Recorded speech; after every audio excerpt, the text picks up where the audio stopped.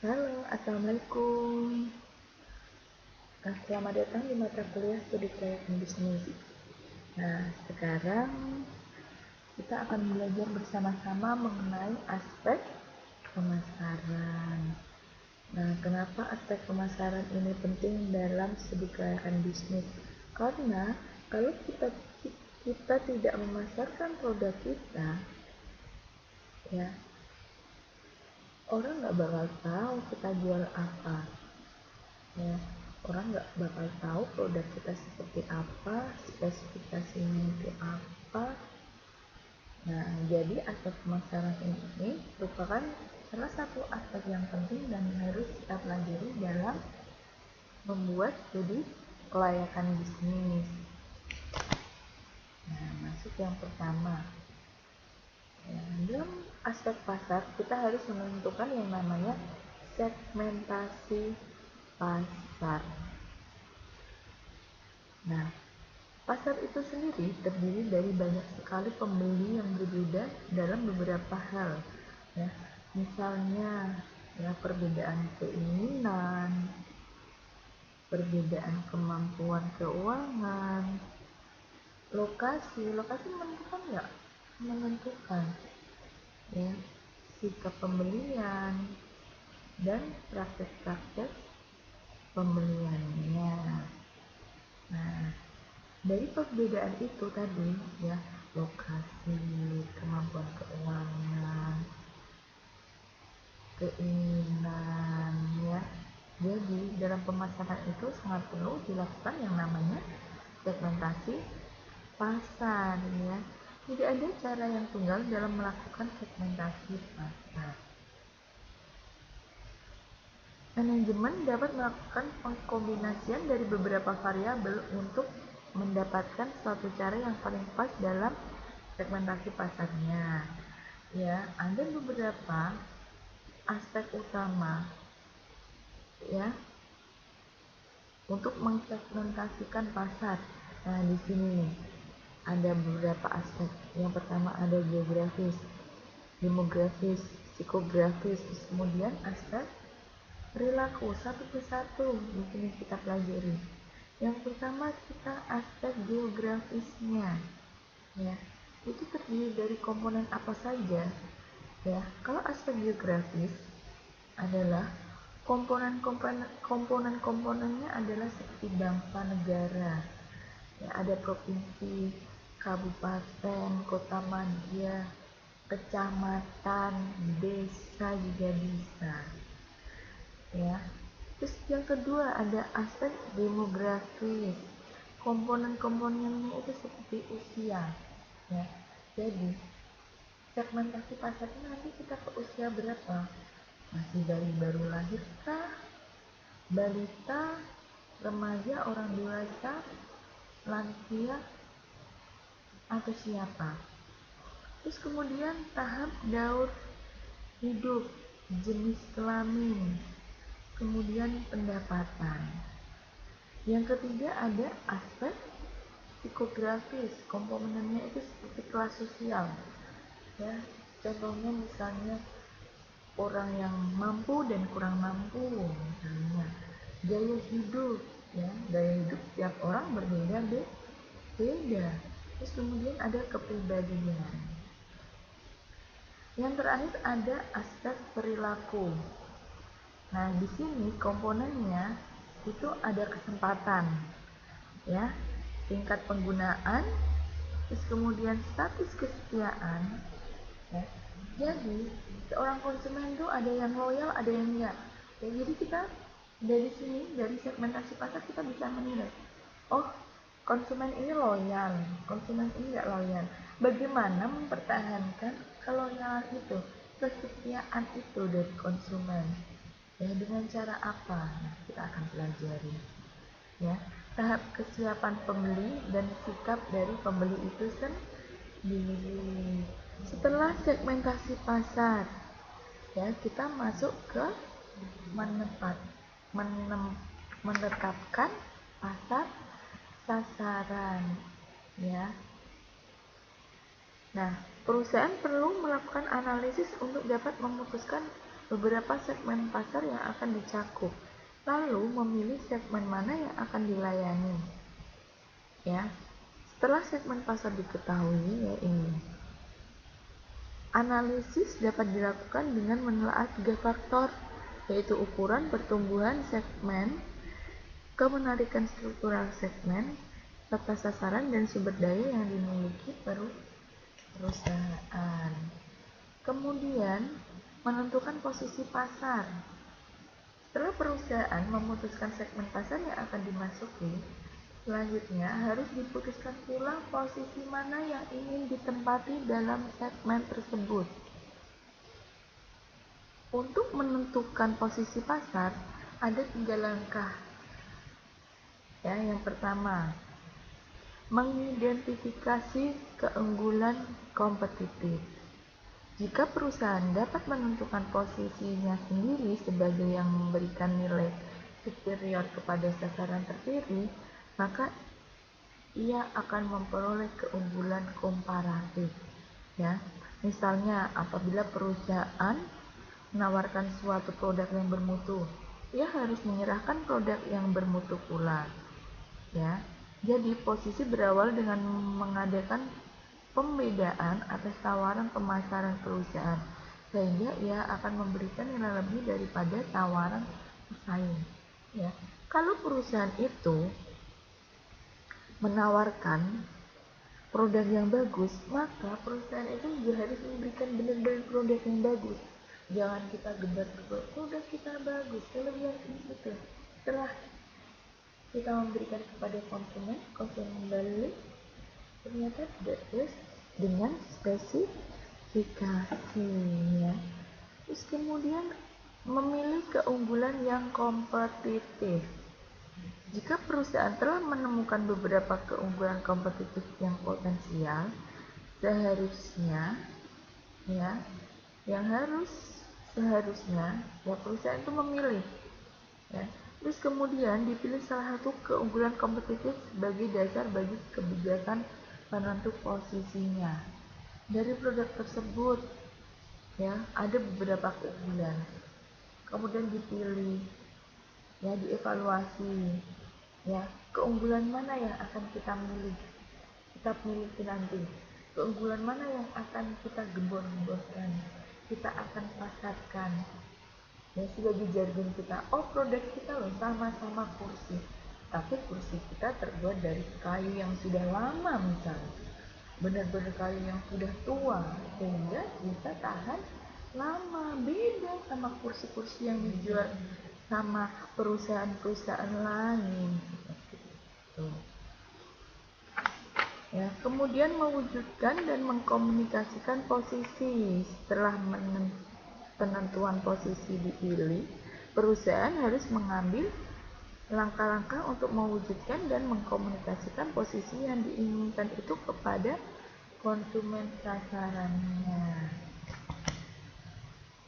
Ya, selain tadi menetapkan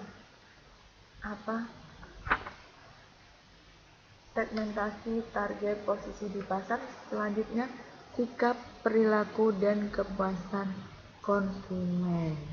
Yang pertama ada sikap konsumen.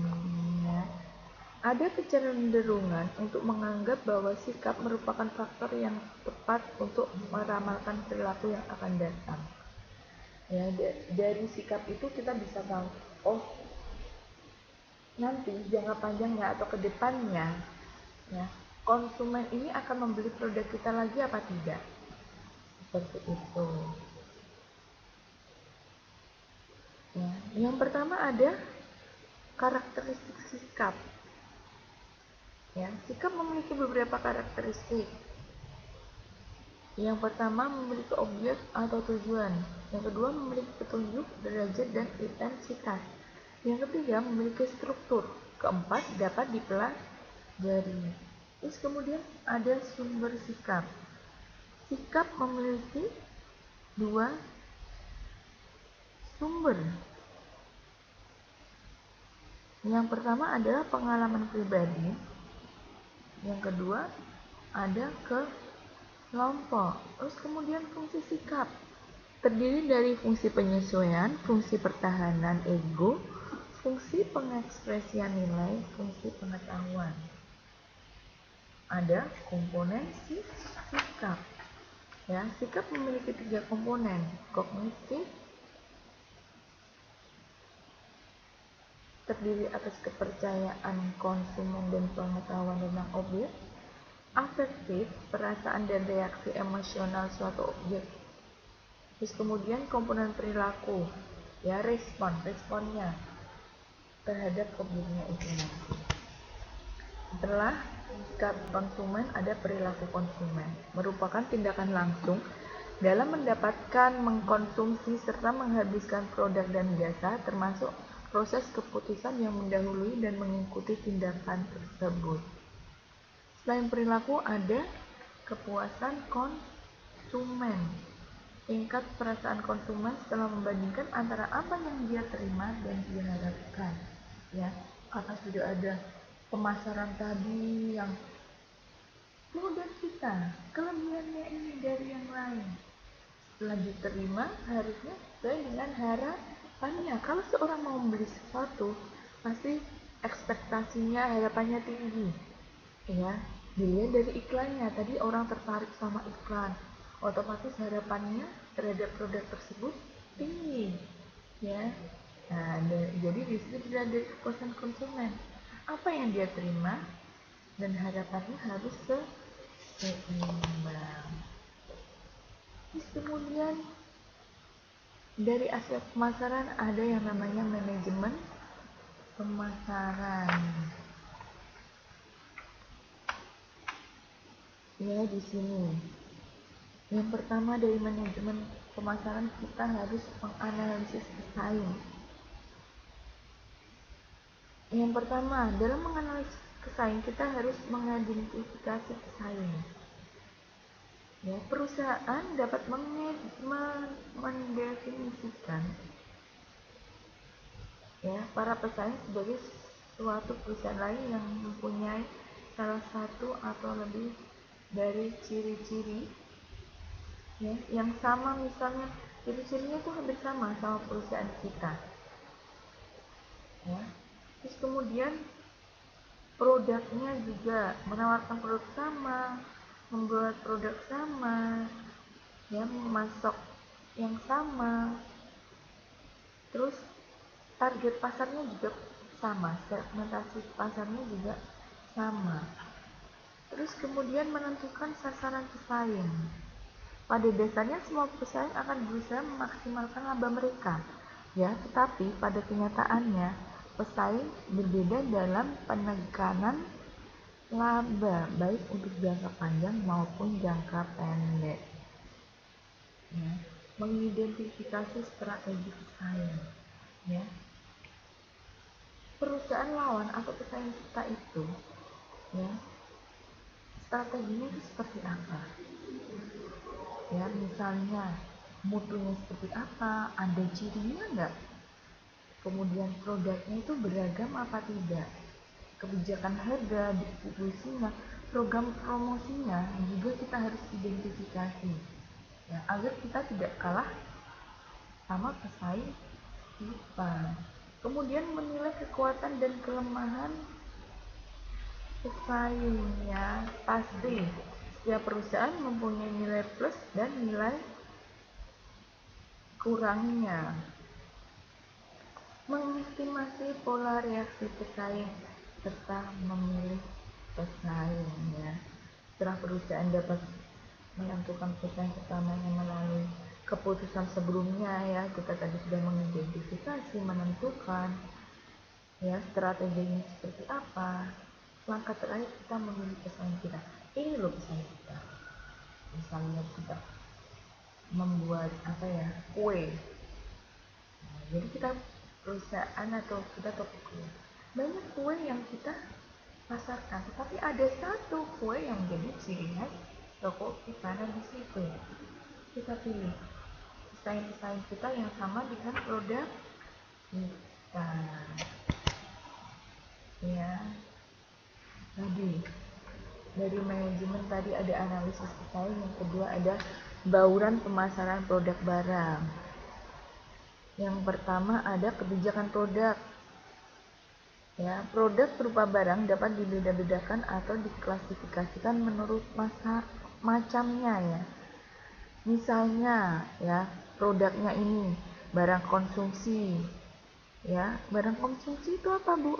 Barang yang dibeli oleh konsumen akhir untuk dikonsumsi kembali, ya. Ada barang industri yang dibeli untuk diolah kembali. Kemudian kebijakan harga. Harga adalah sejumlah nilai yang ditukarkan konsumen dengan manfaat yang dimiliki atau menggunakan produk yang nilainya ditetapkan oleh pembeli dan penjual melalui tawar dan menawar. Kebijakan harga biasanya setiap perusahaan itu memiliki kebijakan harga yang berbeda-beda. Kebijakan distribusi. Sebagian besar produsen menggunakan perantara pemasaran untuk memasarkan produknya, khususnya barang, dengan cara membangun suatu saluran distribusi, yaitu sekelompok organisasi yang saling tergantung. Dalam keterlibatan mereka pada proses yang memungkinkan suatu produk tersedia bagi pengguna atau konsumsi oleh konsumen atau pengguna industrial, ya, distribusinya. Gimana sih caranya mendistribusikan produk? Melalui seller, reseller, seperti itu. Kebijakan promosi. Nah, di sini ya, yang namanya promosi itu tidak boleh setengah-setengah ya, agar pemasaran produk kita langsung masuk ke yang kita tuju. Ya, ada promosi penjualan, kemudian melalui iklan. Iklan tuh yang harus kita tampilkan harus bagus ya, harus di otak para konsumen kita ya, atau target pasar kita, segmentasi pasar kita harus langsung oh, kalau misalnya ada ini langsung ingat produk kita, seperti itu tadi. Kemudian ada promosi penjualan ya, hubungan masyarakat ya, penjualan perorangan dan lain-lain. Masuk ke bauran pemasaran produk jasa. Untuk jasa, baurannya dapat diperluas dengan menambah 3 elemen: orangnya, bukti fisik, proses jasa itu sendiri. Nah, di sini implikasinya pada SKB itu apa sih? Bagaimana segmentasi, target, dan posisi produk itu ditetapkan. Ya, terus kemudian bagaimana strategi pesaing ditentukan, bagaimana program pemasaran dianalisis, perkiraan penjualan itu bisa dicapai nggak sama perusahaan, perkiraan market share yang bisa dikuasai oleh perusahaan itu apa saja. Nah, di sini ya, di akhir ada ekshibit mengenai analisis sikap dan perilaku konsumen. Ya, ada konsumen sama perilaku konsumen sama sikap. Ya, ada sikap, ada norma subjektif. Ya, komponen sikap ini bersifat internal individu. Ya, berkaitan langsung dengan objek penelitian. Kalau subjektif itu bersifat eksternal. Ya, bisa kalian baca di situ di bagian akhir ya, ekshibitnya itu contohnya. Nanti akan kalian terapkan pada proses bisnis kalian ya, pada bagian aspek pemasaran ya. Jangan lupa ya, setiap aspek yang kita pelajari di sini diterapkan pada bisnis yang sudah kalian rencanakan di awal perkuliahan ya. Misalnya kalian bisnis roti brownies. Nah, di sini aspek pemasarannya dari roti brownies itu apa? Segmentasinya itu nanti siapa? Ya, cara ngiklaninnya gimana sih? Seperti itu. Ya, kalau sudah, sampai jumpa di pertemuan selanjutnya. Jika ada pertanyaan silahkan melalui forum Sunan atau WA Group. Jangan lupa nama NIM ya. Setiap pertanyaan harus disertai nama NIM kelas. Kemudian jangan lupa absensi, mengisi daftar hadir jika melalui WA, melalui aplikasi Sunan, bukan WA Group. Kalau misalnya ada kendala di dalam aplikasi Sunan, ya kalian bisa langsung kirim bukti. Jangan lupa, jangan terus Bu saya gelagapan dan lain-lain, ya usahakan fokus. Kalian misalnya error jaringan nggak stabil, ya langsung di capture kirim ke saya, ini loh Bu buktinya seperti ini, ya jadi nggak ada alasan lagi Bu saya gelagapan, padahal ada waktu 30 menit, masa 30 menit gelagapan terus, nggak mungkin, ya jadi langsung kirim bukti, kirim WA ke saya by WA buktinya nama nih kelas Bu saya nggak bisa akses gara-gara listrik saya mati, wifi saya dan lain-lain seperti itu, ya kalau sudah, sampai ketemu lagi di pertemuan selanjutnya. Tetap jaga kesehatan, patuhi protokol kesehatan, ya semoga pandeminya segera berakhir agar kita bisa ketemu langsung, ya nggak seperti ini terus karena lebih enak bertemu langsung, ya kita sharingnya juga lebih gampang. Assalamualaikum warahmatullahi wabarakatuh.